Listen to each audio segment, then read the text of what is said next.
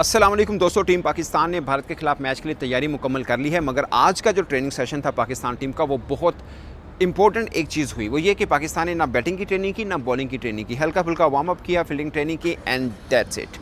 और सबसे खास पॉइंट कि बाबर आजम इस ट्रेनिंग सेशन में नहीं आए थे, क्योंकि ऑप्शनल ट्रेनिंग सेशन था और जिसकी मर्ज़ी वो आ सकता, जिसकी है कि वो नहीं आना चाहे तो नहीं आ सकता था।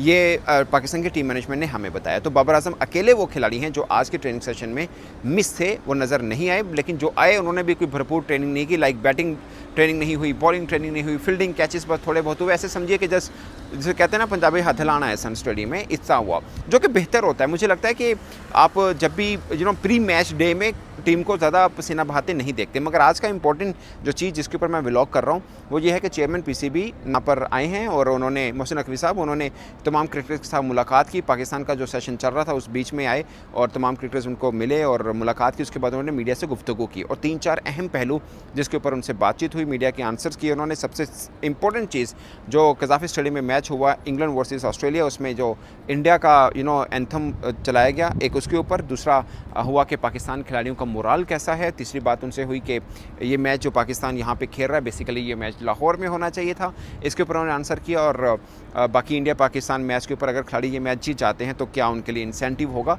ये 3-4 बड़ी इंपॉर्टेंट बातें थी जिसका आंसर किया मोहसिन नकवी साहब ने। सबसे पहले आते हैं वो एंथम के ऊपर। तो दरअसल दोस्तों, अब जो भी चीज़ें चल रही हैं सब के सब के under the umbrella of ICC चल रही हैं। तो जो कि जिस भी टीम का मैच होता है उससे पहले एंथम चलाया जाता है। तो 8 के 8 टीमें हैं तो उनका एंथम है। टेक्निकली स्पीकिंग जो पाकिस्तान के अंदर मैचेस हो रहे हैं वहाँ पर भारत का एंथम इसलिए नहीं होना चाहिए कि भारतीय टीम नहीं है, मतलब ऑफ कोर्स सिर्फ इस रीज़न की वजह से।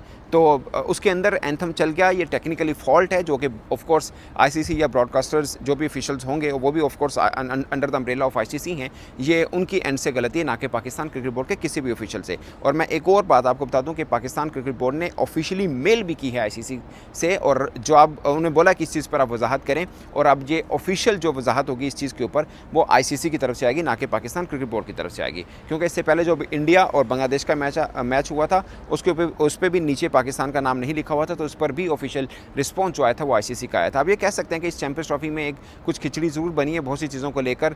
कभी भारत के झंडे के ऊपर मैटर होता है, कभी पाकिस्तान का नाम नहीं है, कभी इंडिया का एंथम चला है। तो ये सब मुख्तलिफ चीज़ें हैं जो कि चल रही हैं, कंट्रोवर्सी बनी है। बट ये चीज़ मेक श्योर कि ये सब की सब चीज़ें जो हैं ये आईसीसी इसको हेड कर रहा है, ये पाकिस्तान क्रिकेट बोर्ड इसको कंट्रोल नहीं कर रहा या सुपरवाइज नहीं कर रहा। ऑफकोर्स पाकिस्तान असिस्ट जरूर कर रहा है, बट सारा का सारा सुपरवाइज बेसिकली आईसीसी कर रहा है, उनके ऑफिशियल्स कर रहे हैं। और ज़्यादातर जो ब्रॉडकास्टर्स हैं वो भारत के हैं। तो ये मैं वैसे एक बात बता रहा हूँ, मैं ये इसमें कोई नई कंट्रोवर्सी नहीं डालना चाह रहा, बस मैं आपको जस्ट बता रहा हूँ, इन्फॉर्मेशन के लिए बता रहा हूँ। अब आते हैं चेयरमैन पीसीबी मोहसिन रज़ा नकवी साहब की गुफ्तगू पे। उन्होंने बोला कि खिलाड़ियों से मैं मिला हूँ और उनका मोराल बहुत ज़बरदस्त है और वो तैयार हैं इस बड़े मैच के लिए। तो उनसे पूछा कि अगर हम हार गए, खुदा ना खास्ता, उन्होंने बोला क्या मसला हुआ, पाकिस्तान टीम जीतती है या हारी, दोनों सूरतों में मैं अपनी टीम के साथ खड़ा हूँ।